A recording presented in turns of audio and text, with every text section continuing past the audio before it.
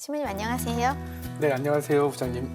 오늘도 신부님을 다시 뵈니 너무 반갑네요. 네, 네. 근데 오늘 저희가 다룰 주제는 조금은 무거울 수 있어요. 네. 한국전쟁 70주년 관련돼서 이제 한국전쟁과 가톨릭의 네. 역사를 좀 보여줄 수 있는 사진을 가지고 좀 다룰 거잖아요. 네.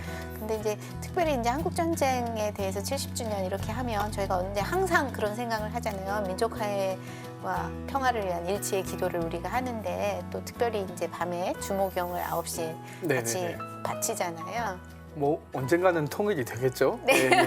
그때 내가 뭔가 네. 한 것이 있어야 될 것 같은데요. 네. 같은 시간에 모든 우리 신자들이 네. 같은 지향으로 기도 바친다는 것만큼 그건 살짝 전율이 일어날 만큼 그렇죠. 어마어마한 일이죠. 네. 그래서 신부님 저희가 이제 200년이 넘는 한국 가톨릭의 역사 안에서 이제 한국 전쟁이 남긴 의미가 굉장히 크잖아요. 네. 그래서 오늘은 이제 한국 전쟁과 관련된 이야기들을 좀 다루어 보려고 해요. 한국 전쟁 시기의 역사도 다루지만 또 그 이후에 여러 가지 구호 활동들 그런 네. 것들도 함께 다루어 보려고 하거든요. 진짜 스케일이 남달라요. 엄청난 큰 배예요. 잘 보시면 이제 배만 보이는 거가 아니고 배 위에 사람들이 사람들이 많고, 가득 정말 예. 가득 타고 있고요. 또 배 아래도 그렇고. 배 아래도 그렇고 또 배 옆에 네. 보시면은 좀 작은 배들이 배들이 구명정처럼 있고, 작은 네네. 배들이 있습니다. 네. 이 배가 이제 흥남철수의 빅토리오호 네, 라고 해서 이제 국제시장이라는 영화로 사람들이 굉장히 익숙하고 많이 알려진 장면이잖아요.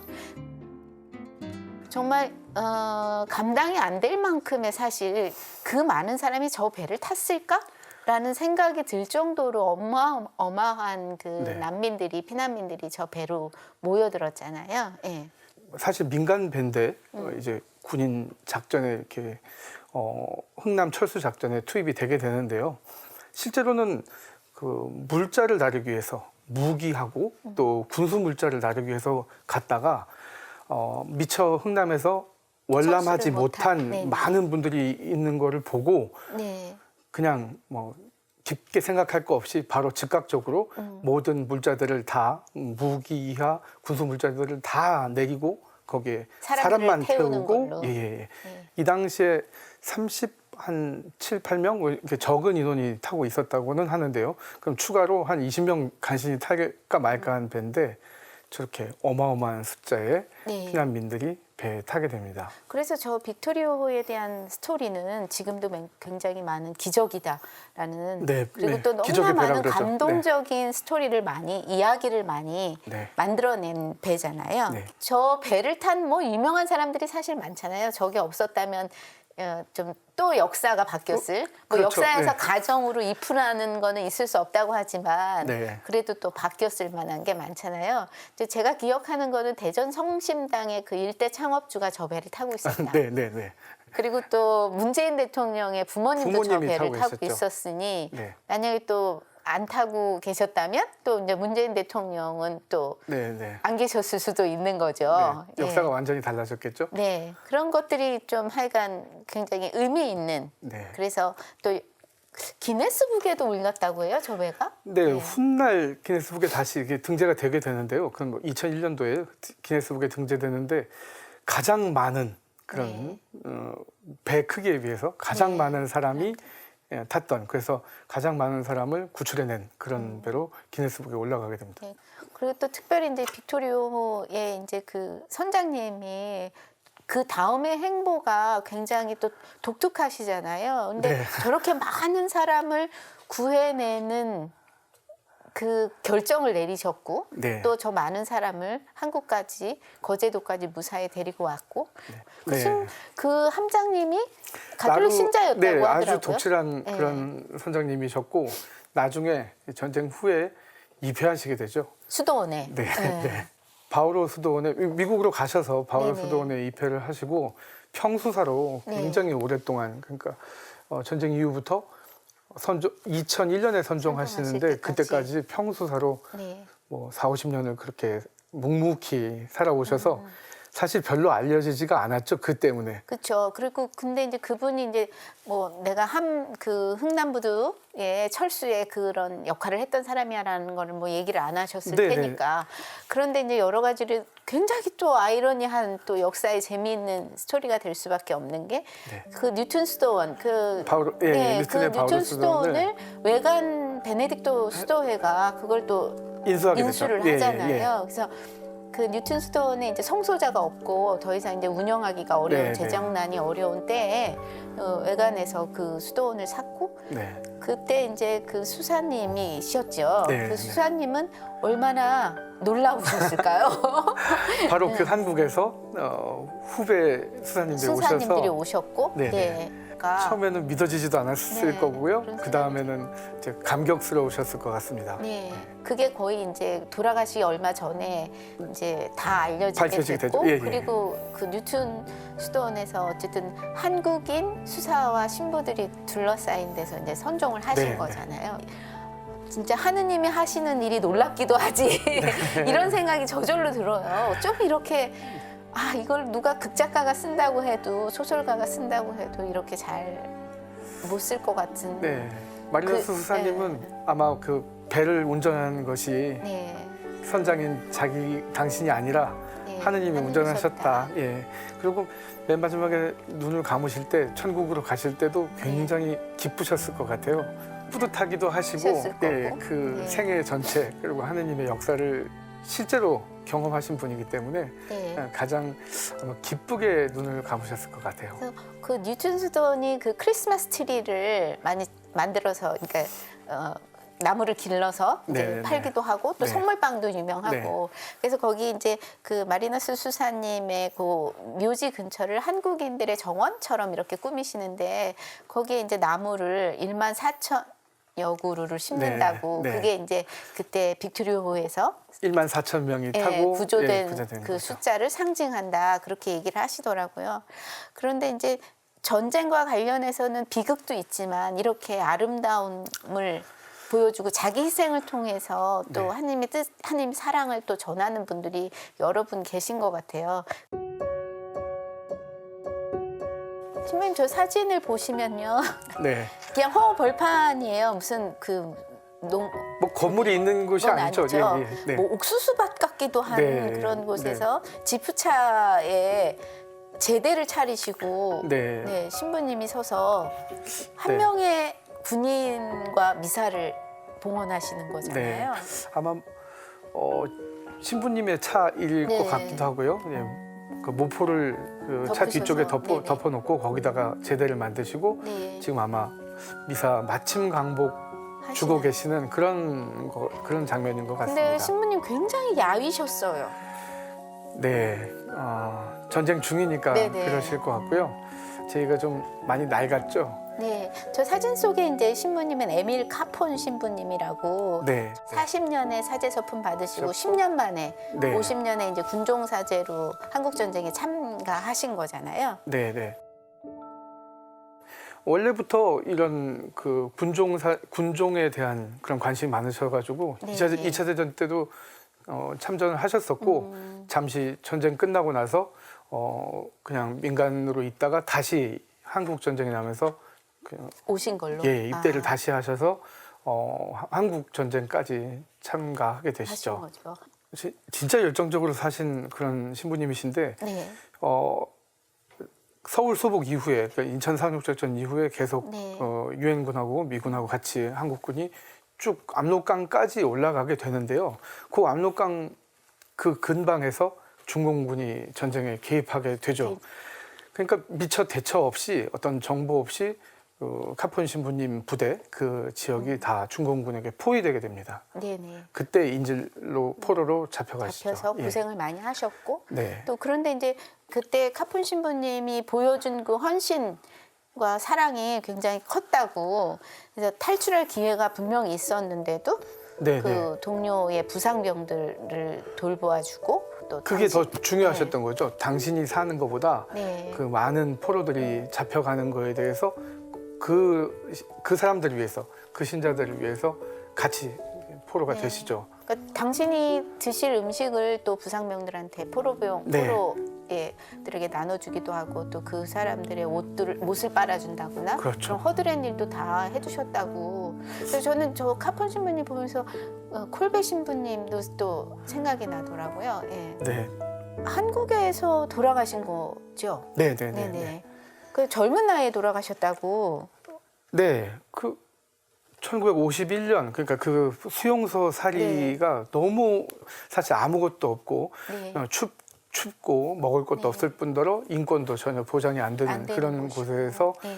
다른 그 병사들을 위해서 계속 희생을 하시다가 뭐 지금 사진에도 굉장히 야위시고 수척한 그런 모습으로 보이는데 아마 그때쯤 그러니까 1951년 1월 네, 달쯤은 쯤에 돌아가신 훨씬 더 아마 약해지신 상태에서 면역력이 떨어지니까 세균 감염으로 선종하시게 됩니다. 네. 그래서 이 카폰 신부님에 대해서는 이제 전쟁이 끝나고 나서 사람들의 입으로 이분의 선행이 네. 그 포로 수용소에서 같이 있었던 경험한 사람들이 예, 알죠. 예, 예. 입으로 전해지게 됐고 네. 또 그래서 이분의 헌신적인 삶이 미국에서 이제 책으로 나왔잖아요. 네. 근데 이게 또 굉장히 드라마틱하다고 해야 할까? 저희 정진석 추기경님이 그 책을 구해서 보시고 네, 네. 그분의 삶에 너무 감명을 받으셔서 그때 신학생 때 그걸 예, 그때는 번역하셔서 책으로 내신 거죠. 예, 학생으로 계실 때인데 네. 1954년에 이 책이 미국에서 출판이 되고 당시 정진석 신학생이 손에 네. 이제 들어오게 되고 네. 그거를 감명 깊게 읽으시고 번역을 바로 하시게 되죠. 네네. 그래서 저 책은 아마 그때 이제 하시고 나서 신학생들은 많이 좀 읽으셨다고 그 시기에 많이들 보셨다. 60년대, 70년대에 네. 신학교를 다니신 분들은 저 카폰 신부님의 책을 많이 읽었다. 지금도 아마 신학생들이 많이 읽을 것 같긴 한데요. 필독서인가요? 예. 네. 네. 종군 신부 카폰이라고 지금도 판매가 되고 있는 책입니다. 네네. 그래서 저 신부님에 대해서 신자들이 잘 모르시는 분들도 꽤 있으신 것 같은데 네. 어쨌든 저분도 그렇고 저희가 이제 앞서 말한 그 수사님도 그렇고 베네스 수사님도? 예, 그분 두 분에 대해서 이제 시복시성 운동이 각 교구에서 활발하게 네네. 이루어지고 있어서 네, 미국 각 교구에서 네네. 지금 하고 있죠. 그래서 이제 얼마 지나지 않으면 저분이 또 복자가 될 거고 또 성이 되시지 않을까 네. 그런 생각을 또 하게 돼요. 근데 전쟁이 일어나면 이제 항상 고생을 하는 게 아이들이랑 또 여자잖아요. 네, 그렇죠. 그래서 훨씬 그래서 전쟁이 일어나서 뭐 남한이고 북한이고 너무나 많은 수의 고아들이 생겼을 것이고 네. 그래서 이제 고아들을 어떻게 구호 활동을 했는지 그래서 지금 신부님이랑 한번 이제 그때 생겨났던 많은 고아원 사진들을 같이 봤으면 네. 합니다. 성심고아원에서 네네. 예, 원아들 이 단체 사진을 단체 지금, 사진인데 네. 근데 저기 이제 성심고아원 했는데 그 앞에 잠실이라고 되어 있는데 네. 옛날 명칭으로 옛날 지명으로 네네네. 잠실이고요. 지금으로는 잠원이죠. 잠원동. 잠원? 아. 네네네. 그래서 그러니까 지금의 잠실과는 좀 다른 약간 거리가 좀 있죠. 거리가 네, 있는. 네. 네. 그래서 이 사진을 보면 잠실 성심고아원이 이제 이유철 신부님이라고 서울대교구 신부님이 네. 그 고아들을 이제 해방 이후에 월남하기 시작하고 또 한국 전쟁으로 이제 생겨난 고아들을 네. 데리고서 이제 가리키고 먹이고 했던 처음에 보시죠? 예, 해방 이후에도 네. 그 월남하는 그런 아이들이 경우도 많이 있어서. 있고 또 이산 가족도 많이 생기고 네네네. 1947년에 7년에. 먼저 설립이 되고 네네. 거기서 이미 고아들을 이렇게 많이 맡아서 일을 키우시었고. 하시고 계시는데 네. 전쟁이 또 나게 돼서 더 많은 고아들이 생기게 된 거죠. 생겼죠. 예. 그래서 이제 이 신부님은 그 특별히 이제 그러니까 이 고아들이 잘 커서 이제 장래에 무엇이 될 거에 대해서 굉장히 많이 고민을 하셨나 봐요. 네. 그래서 직업 기술 같은 걸 굉장히 많이 가르치셔서 뭐 자동차 정비라든지 네, 아니면 뭐 네. 농해 네. 농업 기술 같은 거를 네. 많이 가르치셨다고. 예. 네. 좀 지금도 그렇게 많이 뭐 다른 일들을 많이 하시지만은 네. 이때로 보면 청소년 사목이 이때는 너무 절박한 전쟁의 참상 가운데 우리가 희망을 걸어야 하는 부분이 바로 이 부분이기 때문에 나라의 장래를 위해서 네. 또 가장 지금 고통받고 있는 그들을 위해서 일들을 그렇게 하신 소리 거죠. 없이 다 하셨죠. 어떻게 보면은 뭐 한국 사회, 한국 교회의 미래잖아요. 네. 저때 고아들이 이제 어떻게 성장해서 저들이 과연 한국을 그다음 한국 교회를 이끌어갈 것인가를 이제 많이 고민을 하셨던 것 같아요. 몇몇 이제 그 앞선 신부님들이. 그래서 이제 신부님들이 많이 개별적으로도 고아들을 많이 이렇게 데리고서 키우기도 하고 네. 그렇게 많이 하셨나 봐요. 지금 대표적으로 지금 성심원을 보여드렸지만은 이렇게 소규모로 네네. 신부님들마다 소규모로 당장 주변에 있는 그런 고아들을 맡아서 근데 그 서울에 이제 성심고아원이 있었다면 대전 지역에는 이제 충남 애육원이라는 게 예, 있었죠. 네. 근데 그 도지사가 처음에 이 충남 애육원을 오기선 신부님한테 맡긴 건 아니라고 하더라고요. 많이 고민을 했대요. 네. 그 중에서 그렇지만 가톨릭에서 제일 잘하겠다. 그래서 고민을 하다가 오기선 신부님께 부탁을 했다라고 네. 얘기를 하더라고요. 예. 그때 애육원이 어떻게 처음에 시작이 된 거죠, 신부님? 오기선 신부님도 마찬가지로 대흥동 성당 네. 주임 신부님으로 계실 때 그때 이미 이제 시작을 하신 거죠. 네. 그때도 역시 이북에서 또 오는 해방 이후에 고아하고 마찬가지로 그 이북에서 넘어온 고아들과 또 전쟁 이후의 고아들을 맡으셔가지고 비슷한 방식으로 또 직업교육 등등을 다 맡아서 하시게 되죠. 그러니까 서울 이남 지역에 있는 많은 고아들은 네. 어떻게 보면 충남 애육원에서 네. 좀 많이 돌보았다 이렇게 봐도 되겠네요. 그래서 제일 대표적인 게 두 고아원 사업이라고 보실 수 있습니다. 근데 이제 남한에서는 이제 뭐 개신교든 또 가톨릭이든 또 아니면 뭐 저런 봉사나 이런 거에 네, 관심이 일반 있는 사회단체들. 일반인들이 네. 저런 이제 고아 사업을 많이 했다고 하면 북한에서도 분명 고아들이 생겼을 텐데 네. 북한에서는 어떤 식으로 그 고아를 위한 구호 사업들을 했나요? 북한이나 남한이나 거의 전쟁 이후에 똑같은 상황이죠. 네. 전쟁 고아들이 뭐 도처에 널려 있는 그런 상황이었는데 네네. 북한 경우는 사회주의 국가들과 네. 다 어떤 뭐 도움을 많이 받았나 봐요. 친밀도를 강조하기 위함일까요? 네. 그래서 사회주의 국가들에게 좀 부탁을 해서 네. 네.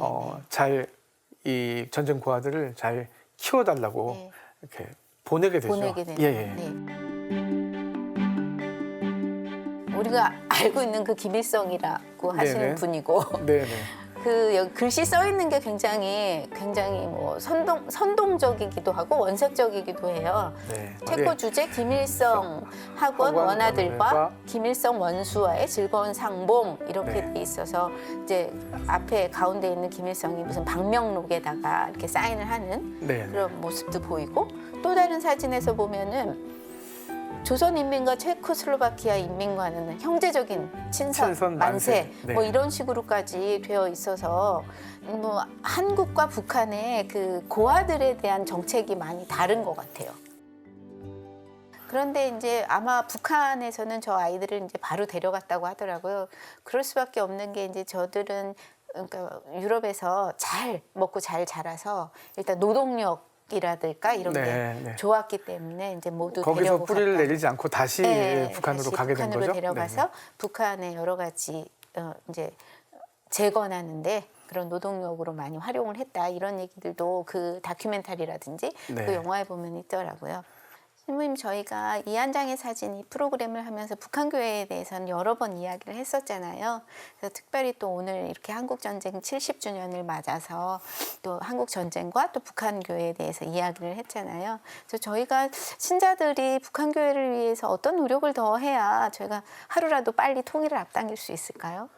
내가 하는 기도가 무슨 뭐 대단한 영향을 줄까 이렇게 생각하지 마시고 모든 교우들이 같은 지향으로 아까 서두에 말씀드린 것처럼 그런 기도를 해주시고 그 너무 먼 날이 아니라 이제 정말 그 시간을 앞당겨서 되도록이면 빠른 그 어느 시일에 우리가 다시 그 흥남 철수하는 그런 작전 이런 거 말고 우리가 다시 흥남으로 모든 신자분들이 또 이북에 고향을 두고 계신 주교님 신부님들, 네. 네, 많은 교우분들이 다시 돌아가셔서 그 땅에서 미사를 하실 수 있기를.